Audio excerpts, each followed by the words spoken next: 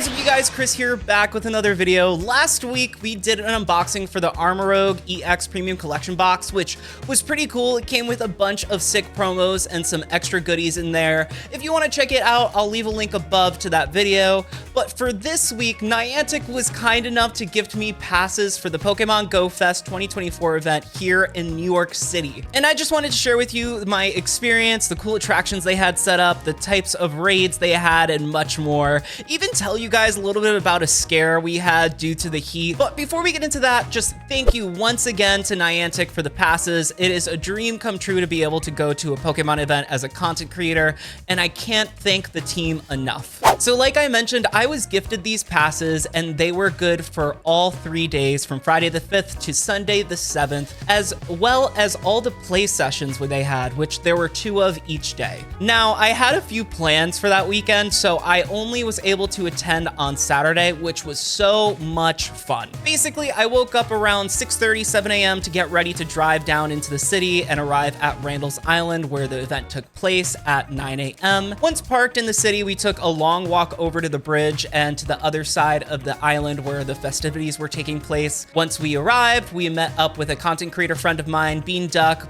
for short, who was also attending the event. And once we met up, we just had to wait for basically everything to start in the app. For those of you who don't know, the event happens in blocks. So if you bought a morning pass, you were able to play on the island from 9 a.m. to 1 p.m. And then there was an hour or 2 break before the afternoon session took place. During the break, there are no event spawns on the island. And if you stayed until the late afternoon session, you still wouldn't be able to participate because your pass was only good for that specific time. Now, once the event began, we were given our special research, which featured a chance to capture Marshadow. And I will say this year's research missions were a lot better than the previous years. The goal of each mission was to navigate the island, completing goals like catching specific Pokemon in one of 4 areas on the island, taking pictures of your Pokemon partner in those areas, and hatching eggs while playing. This was very similar to last year, except for one thing that made a big difference. Last year's Go Fest was divided into 6 sections compared to this year's, which was 4. Editing Chris here, so I just wanted to correct a quick mistake.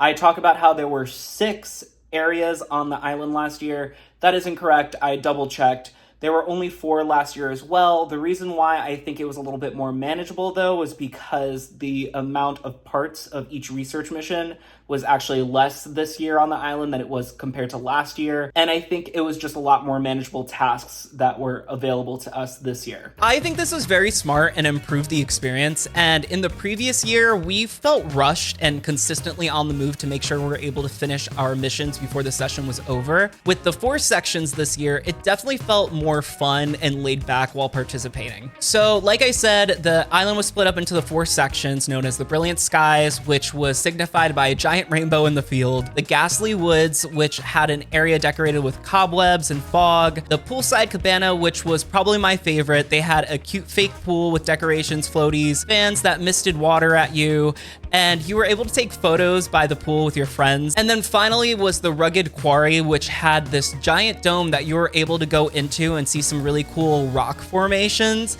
that would glow with mirrors and whatnot. I will say these locations felt like more money was put into them this year. From what I remember last year, each of the 6 locations just had like smaller things to signify what era you were in. So as we played through the event, there were chances to run into special costume Pokemon like a Lapras wearing a bow, Eevee or Pikachu wearing a sun or moon crown, Espeon and Umbreon with their own little cute scarves, and a couple more. These Pokemon, like all of the Pokemon for the event, had a higher than normal chance to be shiny, and each area would spawn different Pokemon according to the theme. I was very lucky enough to get a shiny Eevee with a sun crown that can't evolve, which I'm kind of upset about. But I did end up getting a shiny Lapras with a bow tie, which was super exciting. Also special to the event were the Ultra Beast and Necrozma raids that also had higher shiny rates. I was also lucky and got a shiny Necrozma, which I wasn't expecting at all. And you could not tell me anything else. I was so focused on the fact that I got it.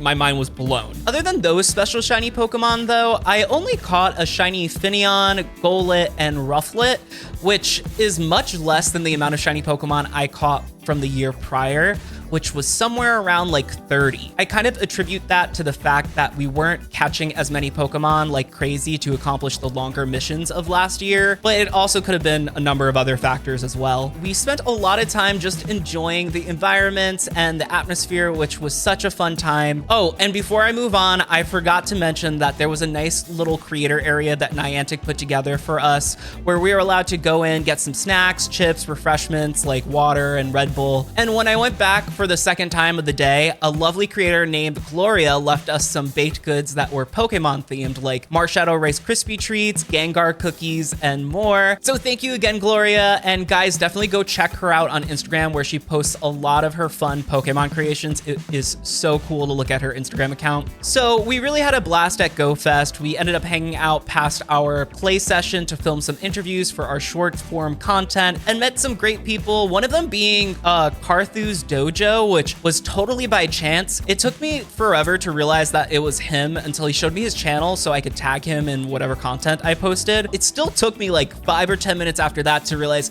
wait, I've watched his videos before. So thank you again, Carthu. I really do appreciate it. I don't know why it didn't register at the time. And thank you so much for taking the time just to let me interview you. So guys, like I said, Pokemon Go Fest was such a great time with all the people I was with, getting to do some great things until we had the problem with the heat. Yeah, so it was over 90 degrees out that entire day. I was sweating like crazy, and as we were wrapping up our interviews, my friend mentioned that he wasn't feeling well. So we quickly cut things short and we immediately went to take the long walk back to the car. But as we were getting close to the bridge, my friend turned to me and said, "I think I'm gonna faint." And that's when things went downhill from there. He didn't feel well enough to walk anymore. He was nauseous. He could barely respond to me when I was talking to him. And we were now far away from the event.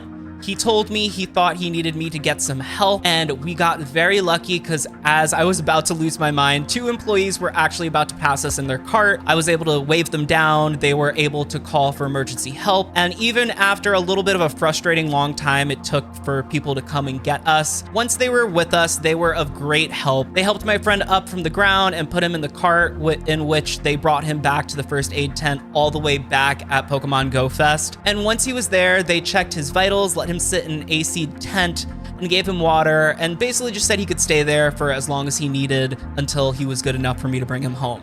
So for the employees and the medical team, thank you so much for helping us. I don't know what I would have done, how I would have gotten him to the first aid or to the car by myself with such a far walk in both directions. I really would have been panicking. With that being said, even with what happened, me and my friend both agreed that we still had a fun time at Pokemon Go Fest this year here in New York City. It was great to be surrounded by people with the same enjoyment of Pokemon, see the cool stagings made in each area of the island, and it was just a great environment to enjoy the game, and I definitely look forward to attending again next year if it ends up back in New York City. Thank you again to Niantic for gifting me the passes to the event. It was just such a great experience. I'm just gonna cut things off there, guys. If you enjoyed this video, make sure to leave a thumbs up, hit that subscribe button. It helps support the channel and push the content to other people. And I'll catch you guys next week for another long form video. Bye.